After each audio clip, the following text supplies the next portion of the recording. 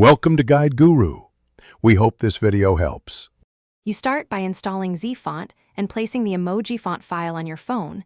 This gives the system an alternative glyph set. Once installed, open Zfont and choose the emoji font you downloaded, because Snapchat uses system or keyboard fonts to render emoji. Make sure to allow any install prompts and grant temporary permissions.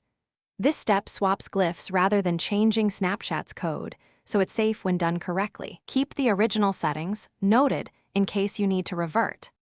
Next, you create and apply the patched font targeting the system or keyboard layer that Snapchat reads. Open Zfont's patch tool, select the emoji font, and pick the correct target, system or keyboard, based on your Android version. This ensures Snapchat sees the new glyphs.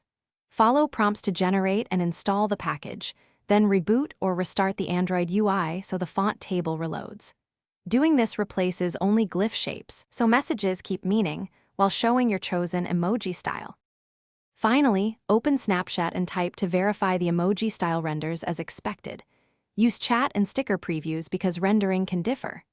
If emojis are blank or broken, revert quickly to your backup font or switch Zfont's target from system to keyboard and reapply, since different Android builds handle font priorities differently.